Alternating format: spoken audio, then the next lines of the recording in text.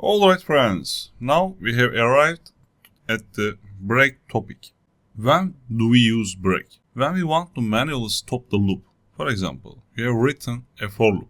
You want it to run, but under certain conditions, you want to stop the loop early. So in that case, we can use break statement. So let's see this in a practical example. I open my for loop. I come here. I open my for loop. So I define e value. I say integer e equals to 1. And then what's my condition? E is less than or equals to 10. So I increase e value 1 by 1. Okay.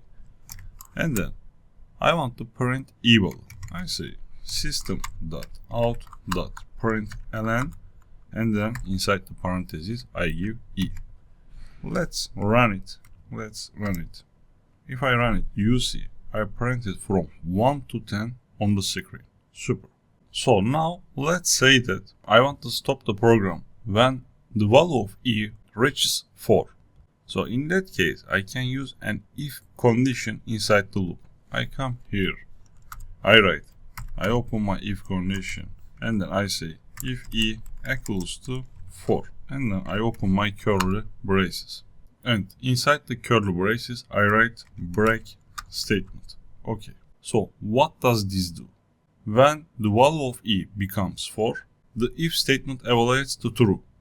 So this triggers the break statement, and which immediately exits the loop, even if condition e is less than or equals to 10, still true.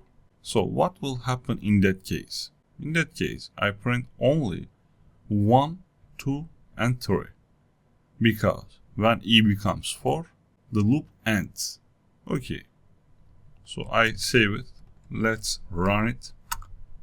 You see, I only print 1, 2, and 3. Let's modify it. For example, if I change from 4 to 6, so when e becomes 6, the break keyword causes ending the loop. So I come here, I run it. You see, right now I print from 1 to 5, because when e becomes 6, the loop ends thanks to the break statements. I don't care if e condition is still true or not.